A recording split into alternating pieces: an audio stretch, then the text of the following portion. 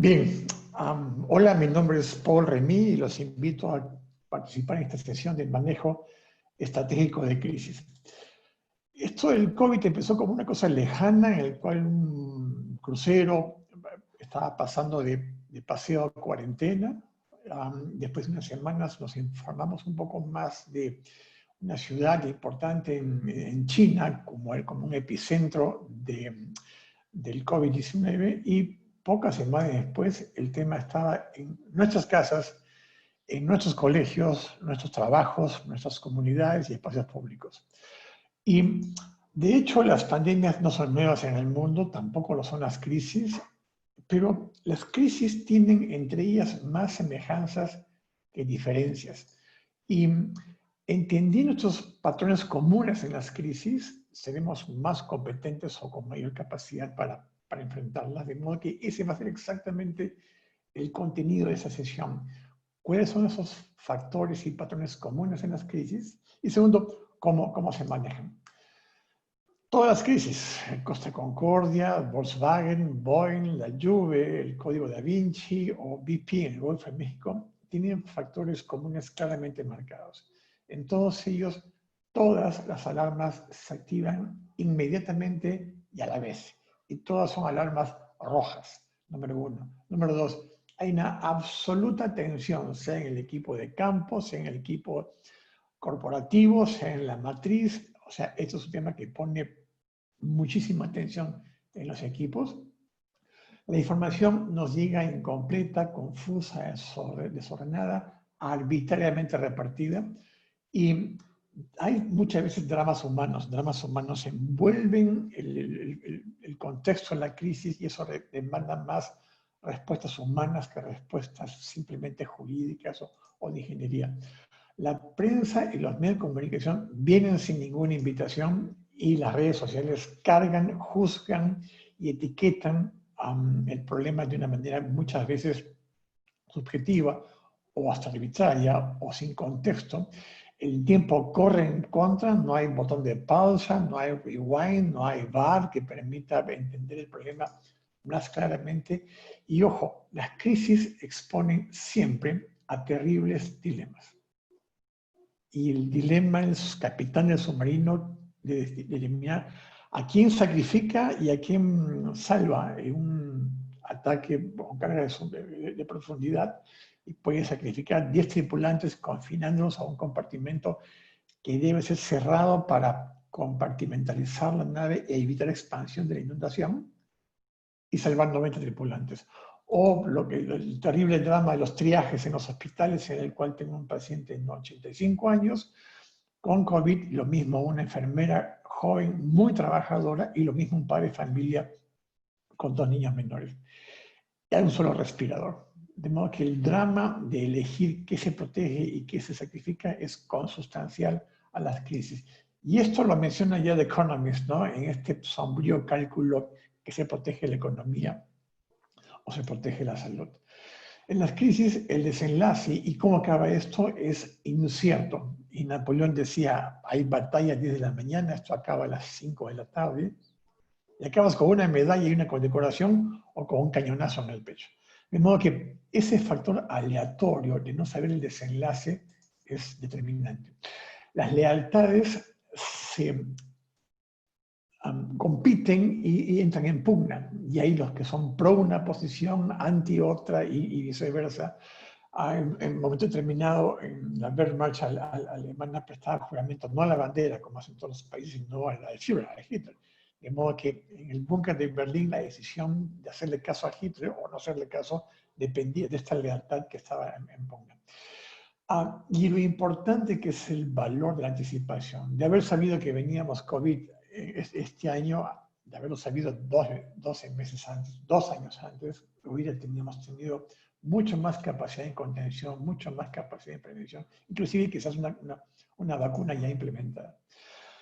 En crisis, la emoción domina la razón. En crisis y siempre. O sea, la literatura científica moderna habla de un cerebro racional, que es el pináculo de la evolución humana, que deduce, induce pensamiento intuitivo, pensamiento, dialéctico, inductivo, deductivo, cartesiano, lineal, lógico abstracto. Como dije, el pináculo de la dimensión de la mente humana contra un cerebro emocional, que es un cerebro que no tiene lexia, no tiene pensamiento lógico ni alfanumérico, solamente sienta.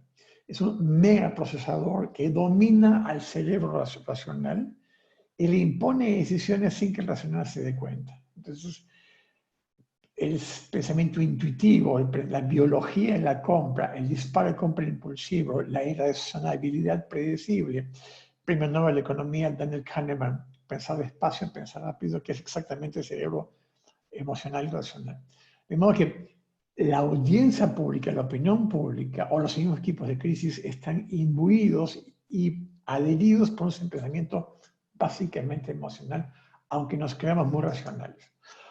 Y esta herramienta la dejo acá. La mente humana olvida más o menos tan pronto como toma un dato eventualmente, y esta lámina es una herramienta de crisis. No les cuento mucho todavía, regresaremos a ello más adelante, pero habla de empatía, transparencia, compromiso, expertise. Lo vemos después, pero ojo, es una herramienta de crisis muy importante.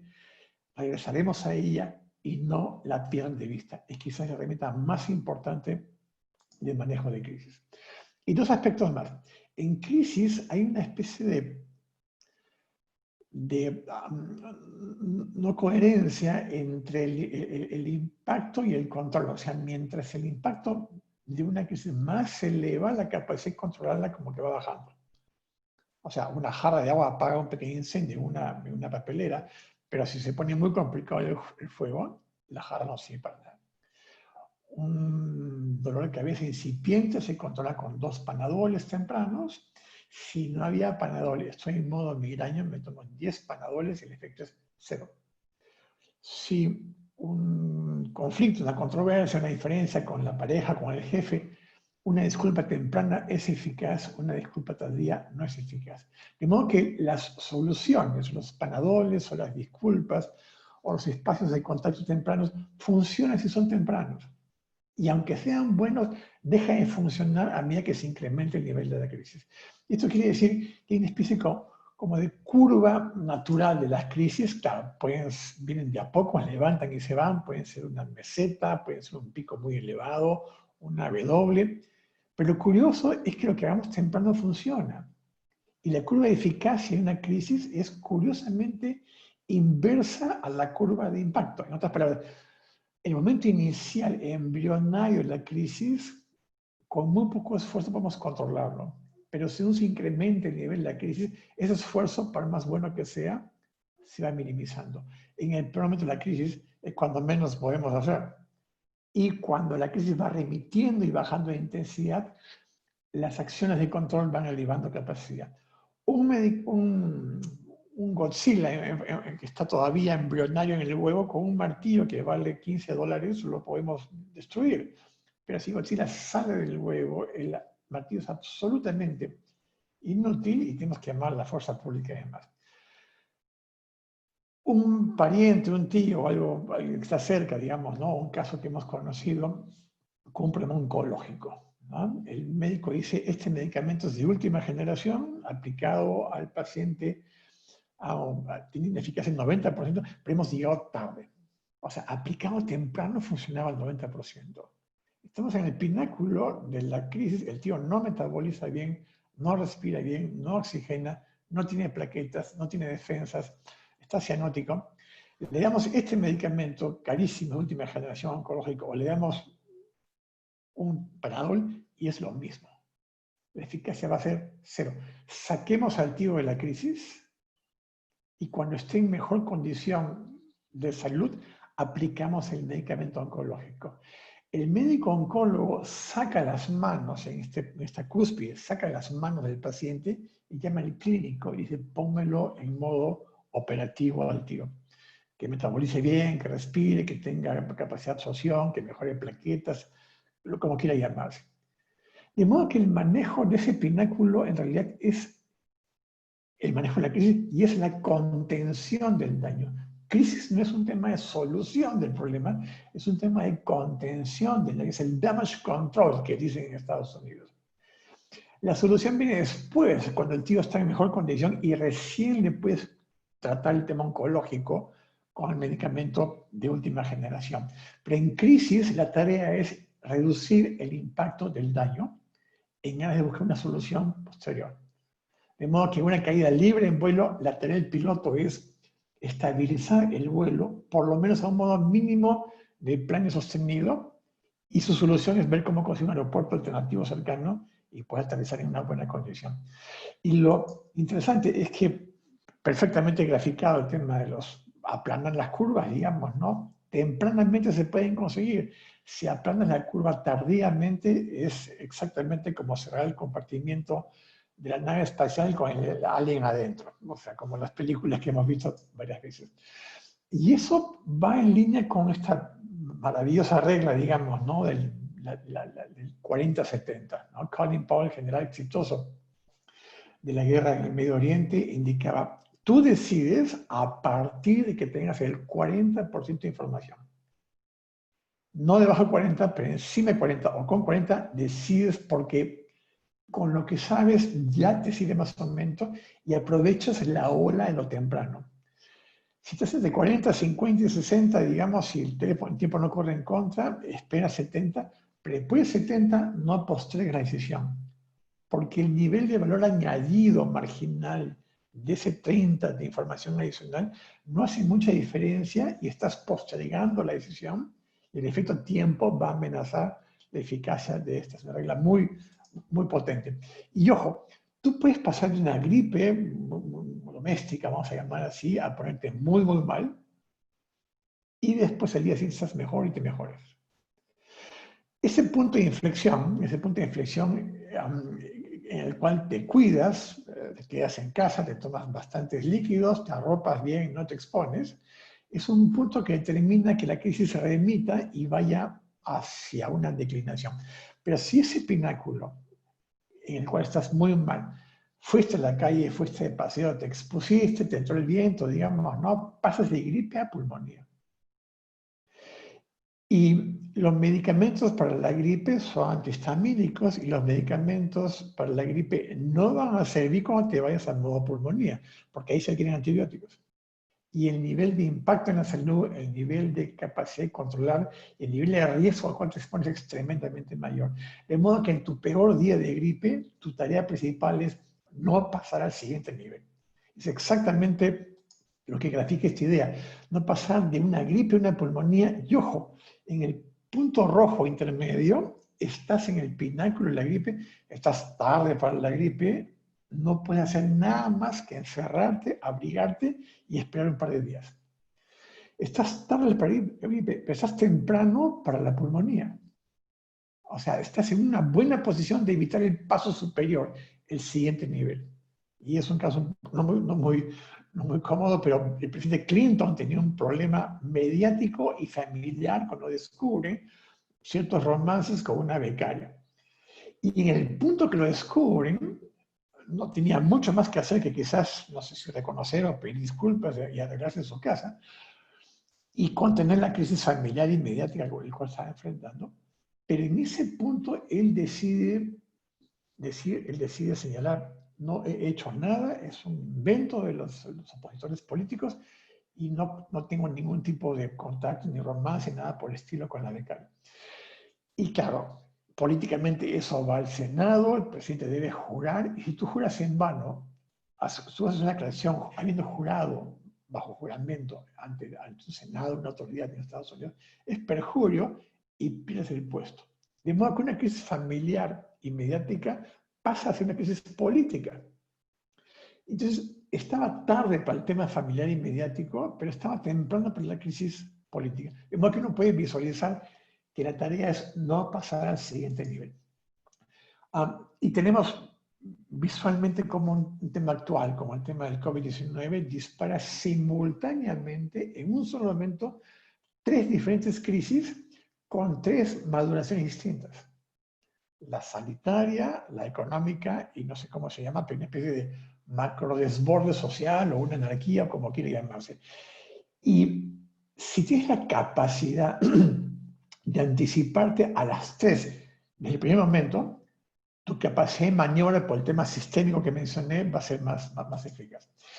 De modo que las fases en crisis, hay muchas formas, hay muchos tipos de crisis diferentes, pero al final, una vez dentro, todos son como iguales, ¿no? Entonces, todo lo que es prevención y preparación es risk management, todo lo que es manejo de crisis es básicamente contención, pero ojo, esto requiere comprenderla e identificarla, cómo viene, cómo se desarrolla y qué recursos tengo.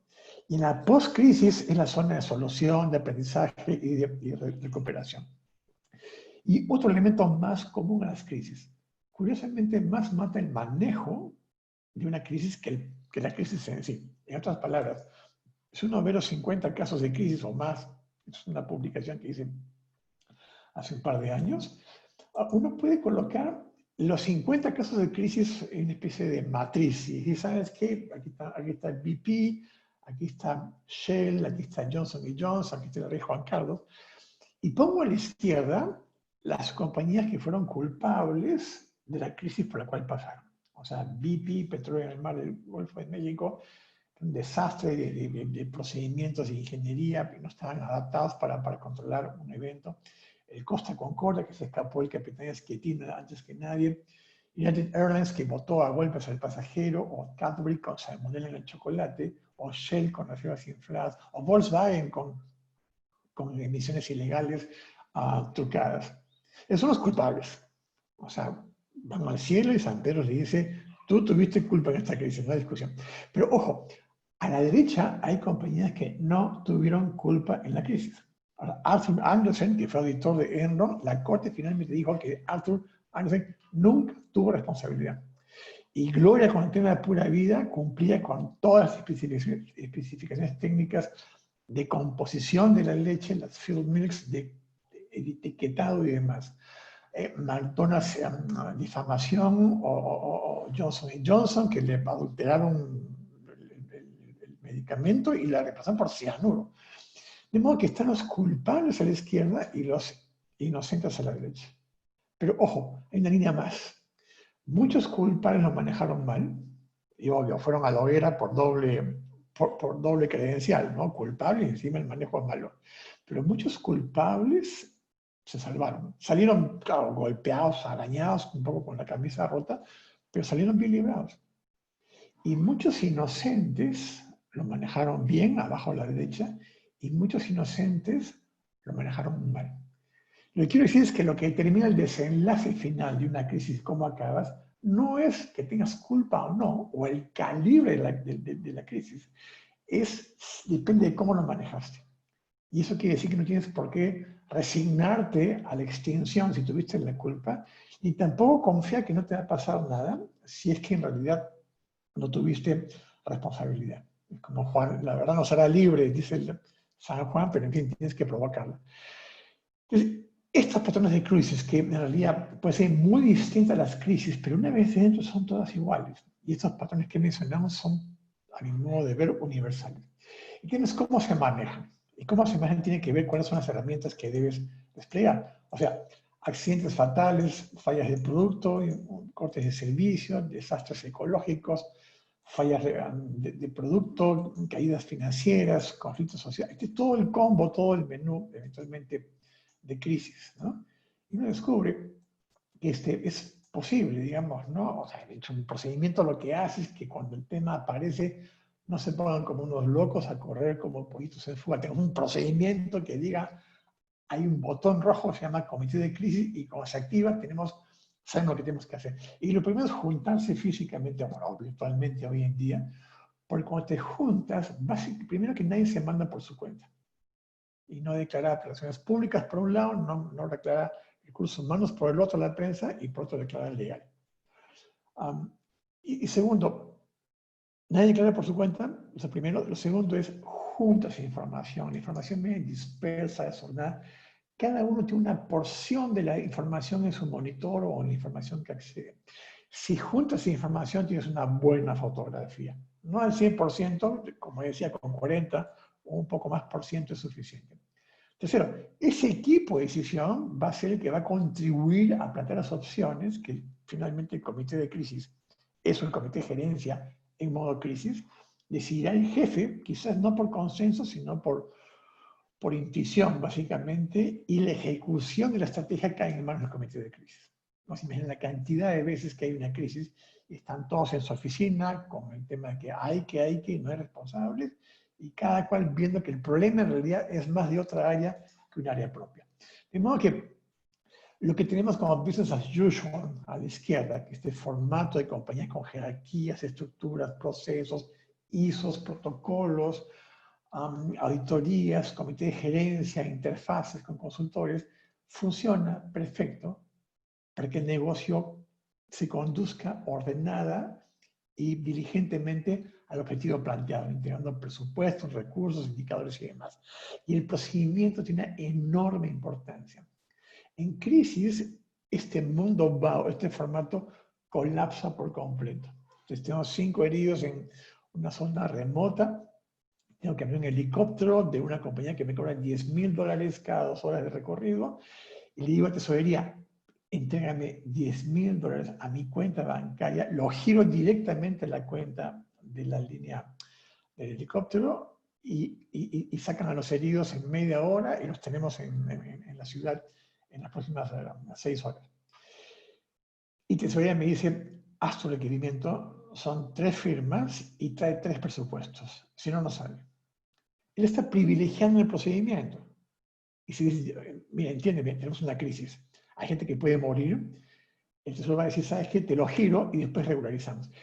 Lo que hace un procedimiento de crisis, pasa del mundo BAU al mundo Houston Command Center, todos metidos ahí físicamente, no los 30 quizás del Command Center, pero unos 5 o 6, ¿no? Viendo simultáneamente el problema, entendiendo conjuntamente el problema y reaccionando en tiempo real ante él. Y las instrucciones del comité de crisis se ejecutan sin pasar por procedimiento. O sea, se giran los $10.000 sin pasar por los 15 formularios. Y lo que hace un procedimiento de crisis, número 1, te pone en mundo BAU a mundo Command Center de la NASA en 30 minutos, número 1. Y segundo, desactiva los procedimientos del mundo BAU para que puedas girar, disponer recursos y poner energía en la contención lo más rápidamente posible. El teléfono rojo de Batman, que va directamente a la casa del alcalde, a la oficina del alcalde en Ciudad Gótica, lo que hace es saltearse a la telefonista y a los 1000 barreras burocráticas que tenemos naturalmente en el mundo BAU. De modo que este Crisis Management Toolkit es una invención propia, ¿no? Así un nombre aparatoso, pero créanme que es bastante sencillo. Es una crisis. Botón rojo, activaste el comité, tienes el problema, tienes heridos, afectados, contaminación por salmonella, tienes personas infectadas por tema de contaminación, tienes una acusación de fraude, tienes un problema de reservas financieras, y tu primera tarea en tu comité es definir qué protegemos y qué sacrificamos. Exactamente como el capitán de submarino, exactamente como el capitán de vuelo. Y esa contabilidad, ese cuánto costo dispuesto a encajar en aras de proteger algo, tiene por necesidad dirimir o determinar entre el dilema de cuido de producción o cuido la reputación, o cuido la credibilidad de la compañía o protejo a los ejecutivos importantes, ¿no? O sacrifico un poco de margen financiero y sacrifico las ganancias en aras de mantener mis licencias activas.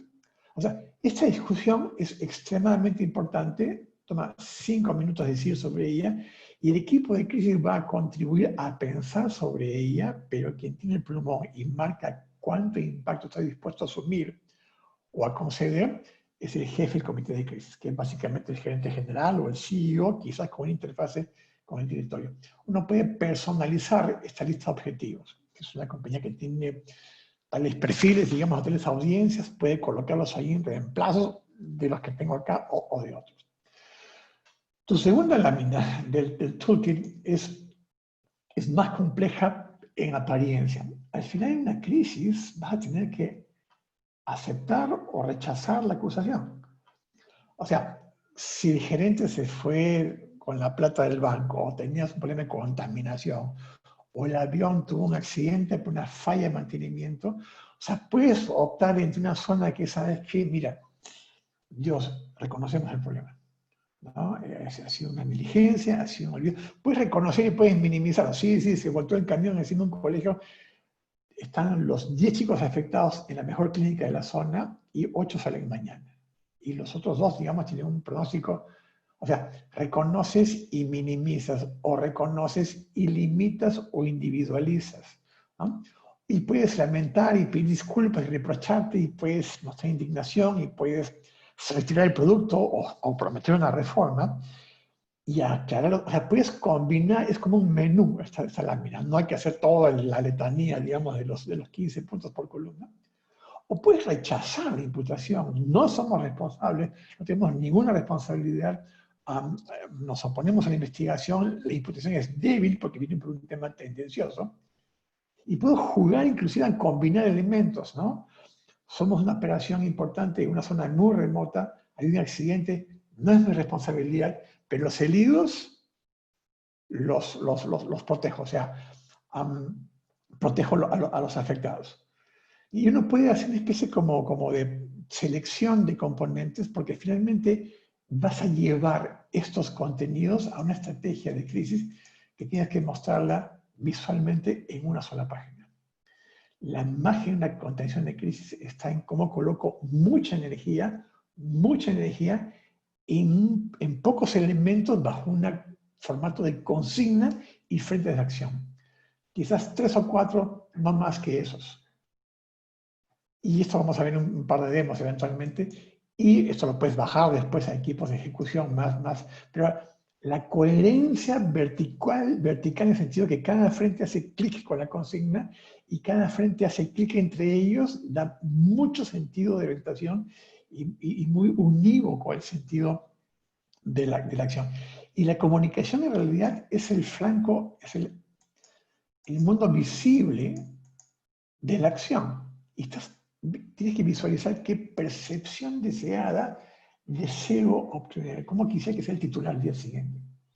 Y dependerá posiblemente de 2 o 3 mensajes repetidos una y otra vez. Y muchos mensajes van a ser básicamente visuales.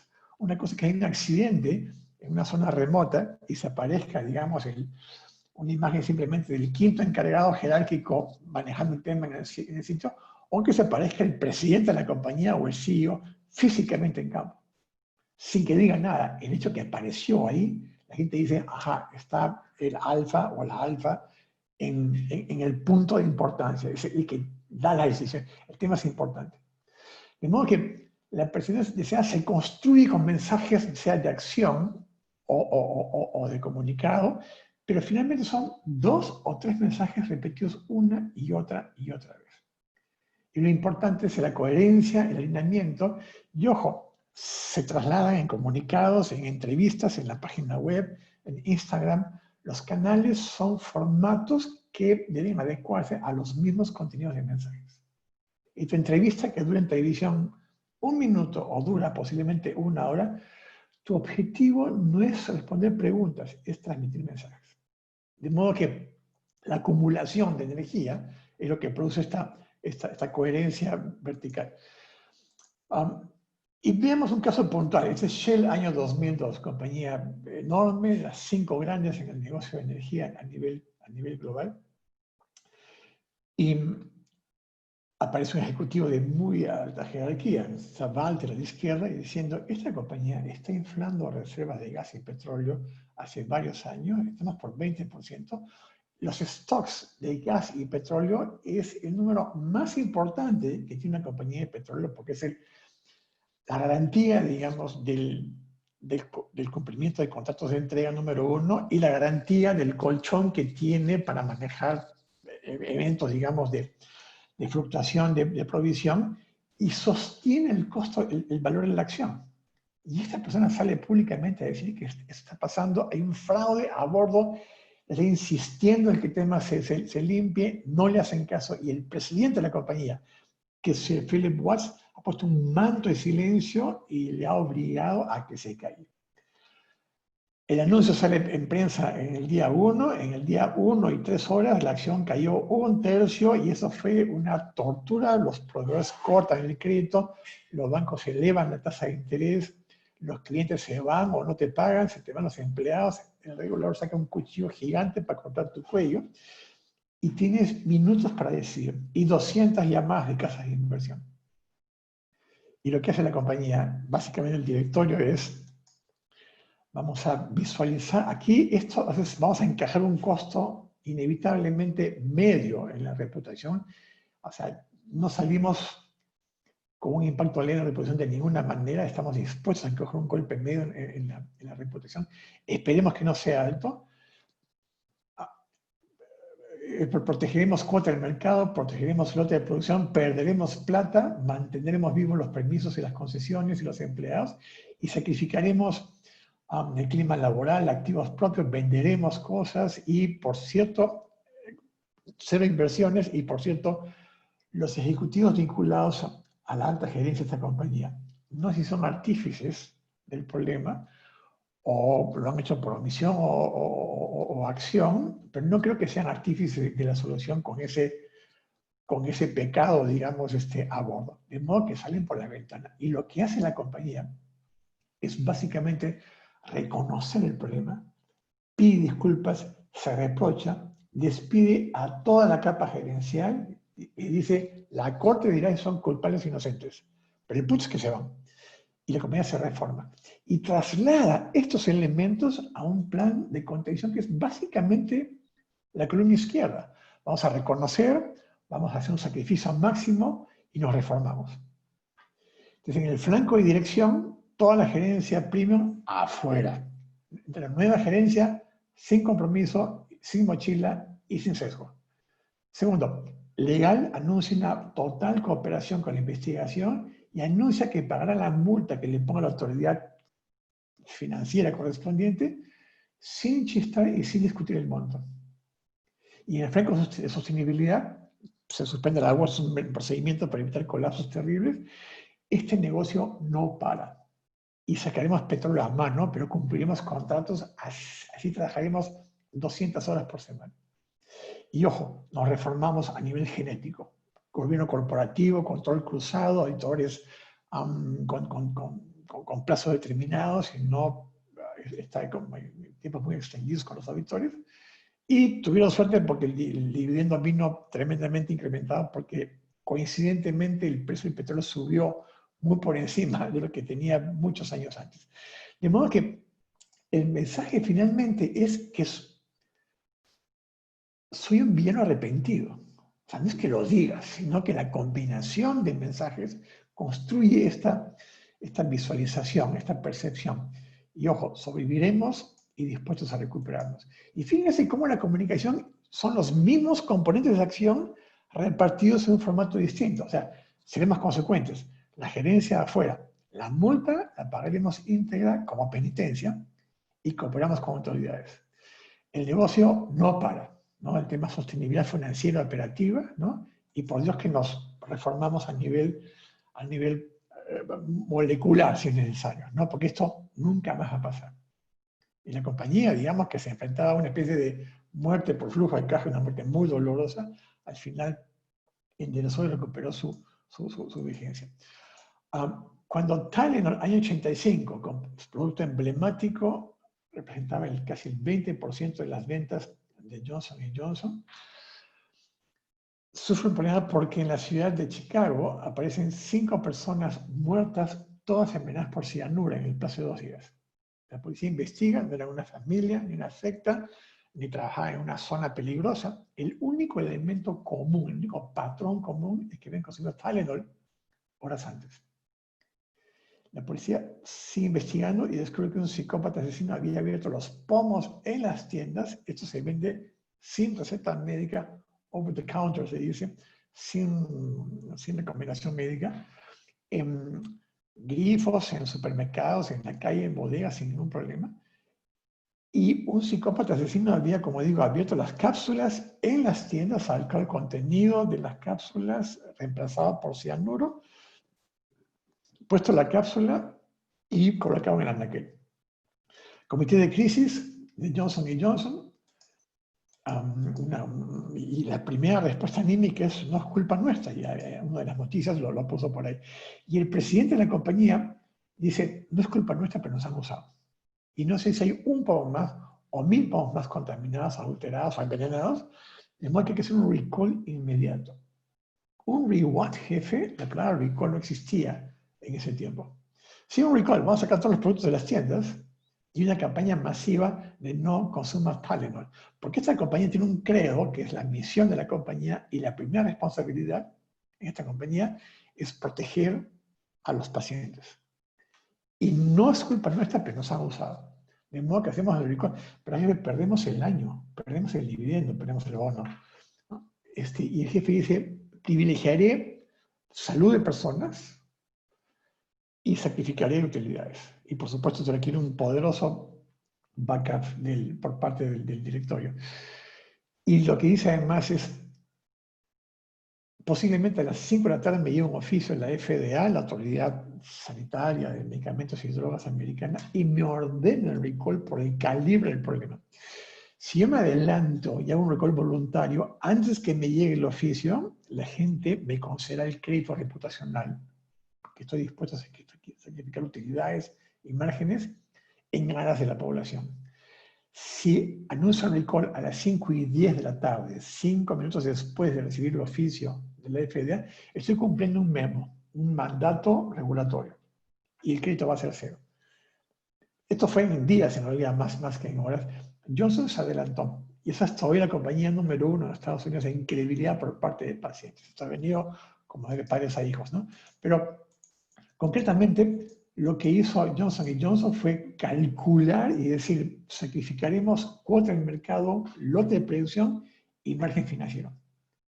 Y postergaremos todo el resto. ¿Te fijas este canje, este trade-off entre qué hipoteca sacrificas? Y consiguió este efecto importantísimo. Y cuando plasma su plan de contención, dice, no soy responsable, es columna derecha marcadamente de negación, no soy responsable, porque de hecho no era responsable. Sin embargo, protejo afectados, corto el proceso, saco el producto y me reformo. Y esto fue lo que Johnson llevó a su estrategia de contención, en el cual la consigna es poner personas primero, salir rápido del problema e impedir un riesgo futuro. Desproteger personas, un inmediato recall voluntario, antes que te llegue el oficio de la autoridad, una campaña anti-marketing, no consuma Tylenol, reemplazó el Tylenol por una cápsula dura que no se puede abrir, full cooperación con autoridades y encajaron el costo financiero que significó eso. Y luego, la introducción fue muy pronta, fue meses después, estaba dado por muerto el producto, pero fue audaz y prontamente recolocado. Y ojo, inventaron o implementaron lo que era inédito, y no existía antes, que es la platina de seguridad, que lo vemos hoy en día, todos los días. Y la cápsula expansible o expandible, en el cual una vez que la abres por un tema de tensión que tiene en su diseño, ya no puede ser cerrado. Entonces, fíjese de qué manera, digamos, están llevando elementos de una estrategia que tiene que ver cuánto sacrificas, cuánto proteges, qué estrategia asumes y cómo lo llevas a una estrategia de contención. Y tu plan o sea, tu comunicación es básicamente lo mismo, el recall inmediato, la campaña anti-marketing, la cápsula, los mismos naipes, pero la percepción que creas es, esta compañía pone a las personas primero, al costo que sea. Y ojo, por voluntad propia, no por mandato, ¿no? O sea, le toca la etiqueta de héroe, ¿no? Y este salto en seguridad, ¿no? Que fue casi como inmediato con la platina de seguridad. De modo que lo que vamos viendo es justamente eso, ¿no? Y esta publicación, este libro, Reputation Rules, Darren Meyer fue mi profesor de manejo de crisis en Kellogg hace varios años, y lo que dice, esta herramienta es fundamental. O sea, esta mente emocional, racional, requiere una respuesta que combine elementos técnicos con elementos racionales, ¿no? Y tienes que hacerle clic a la respuesta técnica y comunicacional que eliges en una estrategia de crisis con basamento técnico y experto y jurídico y ingeniería, como quiera llamarse, pero ojo, tienes que hacerle clic a la empatía, a la preocupación de la gente, más allá que tenga razón o no, tienes que acoger su preocupación y atenderla. Tiene que convertir esa empatía en acción, que es compromiso, y tiene que ser muy transparente. Entonces tienes que meter el gol en 4 arcos simultáneamente, de manera tal que tengas una especie de cuadrante expandido, ¿no? O sea, de hecho, cuando Johnson y Johnson asume esta decisión durísima en el tema de Tylenol, mete un gol en el arco de empatía, un gol en el compromiso y un gol en transparencia. Cojo, y el gol de expertise fue medio pobre, o sea, como que dio el palo, en el sentido que fue muy lento, muy trabado, había Tylenol por todas partes, no llegaba bien la comunicación, los procesos logísticos eran muy complicados, pero es un enorme cuadrante. Cuando BP, en el tema de la explosión en el Golfo de México, y la primera respuesta de la compañía fue: no es culpa nuestra, es culpa del proveedor, el mar se limpia solo después de 100 años, y si el mar se ve desde lejos del espacio, es una manchita chiquitita en realidad, o quiero mi vida de nuevo, decía el presidente de la compañía, que declaraba, cuando estaba en un torneo, en una regata, mientras se producía el accidente en el Golfo de México. O sea, absolutamente subempático o pobremente empático, subexperto, porque los sistemas de contención de ingeniería no funcionaron, estaban desarmados o incompletos, cero compromiso, transparencia, y toda la zona no cubierta por el 40 zona de rabia. Son indignación, protesta, indignación ciudadana, que activa el tamaño de las sanciones mediáticas y por ende muchas veces las regulatorias y las judiciales. Cuando además tiene un logo que ha sido, digamos, alterado por los activistas, y tiene además una película de cine bastante bien actuada por Mark Wahlberg, muy recomendada. Y la acción como que no se recuperó, por lo menos hasta el 2015 venía tremendamente floja. Giuliani Torres Gemelas, o sea, se produjo un accidente, abrazó policías y bomberos, estuvo 4 veces el mismo día, el primer día en Ground Zero. Técnicamente no hizo mucho, eso lo hacía la Guardia Nacional, el equipo de Defensa Nacional, digamos, el FEMA, como quiere llamarse, pero la presencia y el mensaje fue tremendamente importante. O sea, no metió muchos goles en el arco de expertise, ni tampoco en compromiso de transparencia, pero fue el campeón en empatía, fue muy visual, como que ocupó el espacio comunicacional y de convicción y energía del neoyorquino y el país completo. Y aún flojo en los campos de compromiso, expertise y transparencia, solamente su gol de empatía lo hizo hombre del año. Entonces, vean cómo premia la opinión pública estos factores de respuesta a crisis eventualmente, ¿no? Entonces, Bush en Katrina, un cuadrante tremendamente bajo, ¿no? Y aquí termino. Las primeras horas, o sea, hace 50 años se producía la crisis y la prensa llegaba muy agresivamente. Hoy en día es peor todavía. Antes llegaba en 5 horas, ahora llegan en 5 minutos. Y en cualquier formato, sea periódicos impresos en el tren hace 50 años, o sea redes sociales, te van a leer. Si no capturas el momento, la noticia, con tu presencia y tu mensaje y posicionamiento,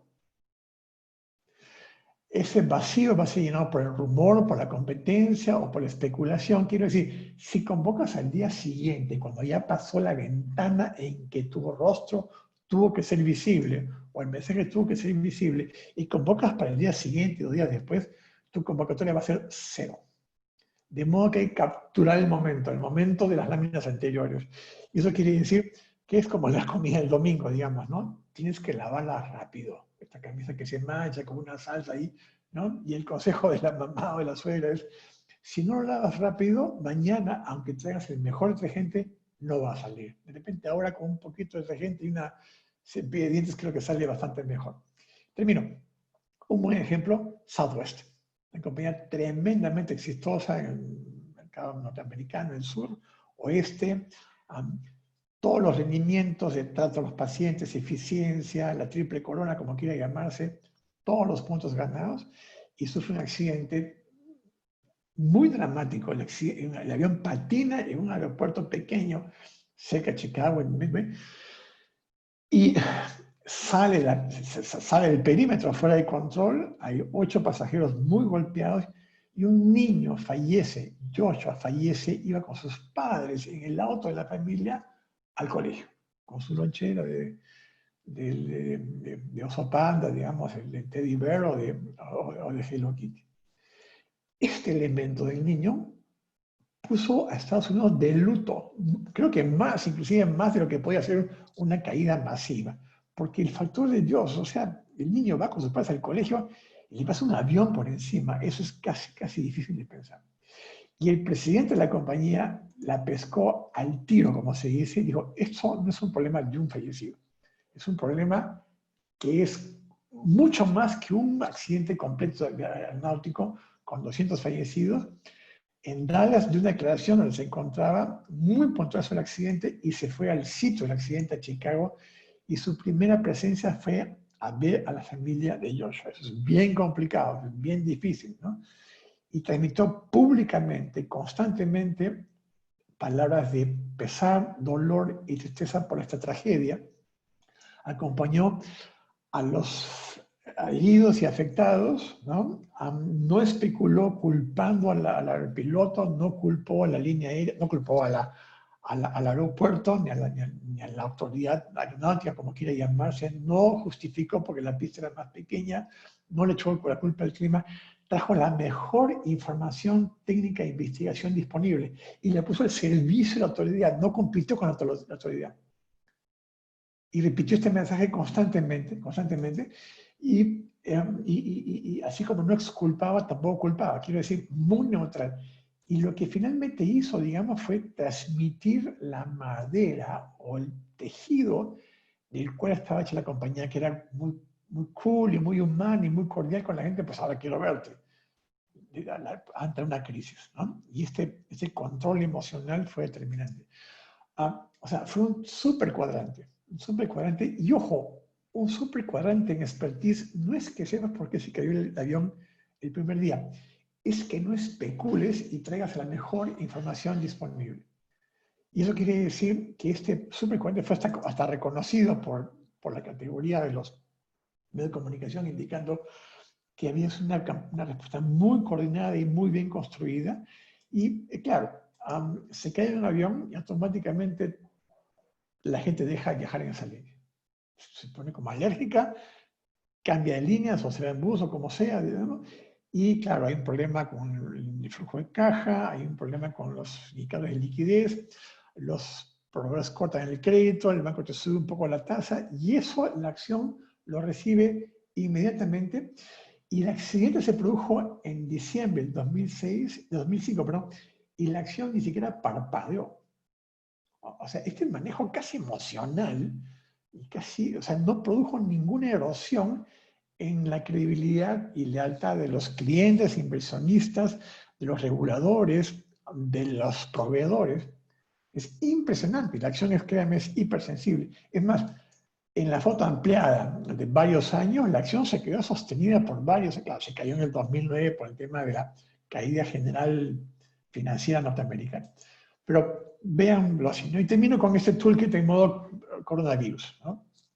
Y de alguna manera, digamos, el impacto del evento va a ser que, según tu negocio, o sigues operando, como este Milkman que entregaba leche en plena temporada de bombardeos en Londres, o te pones abajo, como un hotel que suspende operaciones, o te pones arriba a la derecha en modo quiebra.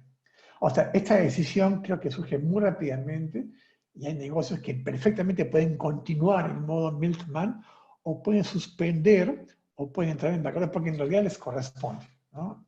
Depende de cada quien. El punto es que lo que tenías como plan en ventas y objetivos de rentabilidad y patrimonio y crecimientos pre-COVID se trastornan tremendamente durante el COVID dependiendo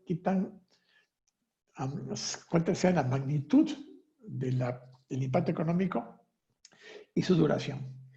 Y eso va a determinar que lo que era tu plan pre-COVID, que era ampliar tu negocio, vas a apuntar solamente a sostenerlo, o a suspenderlo, o a cerrarlo. Esta decisión es extremadamente importante porque si, por ejemplo, decides suspender, necesitas o sostener o cerrar, como quieres un plan de manejo de crisis en un formato que es exactamente el que mencioné. En otras palabras, suspender te lleva a un formato en el cual tienes que elegir entre proteger reputación, salvar los permisos de las concesiones, salvar los activos, proteger a algunos empleados y sacrificar el resto, la cuota del mercado, la producción, margen financiero. Así de duro son las elecciones en un escenario de crisis económica. Y esto lo vivimos muchísimas compañías hoy en día. Y cuando llevas este plan de contención y suspensión, tu objetivo es suspensión total para proteger patrimonio y activos y atentos a reoperar. Punto.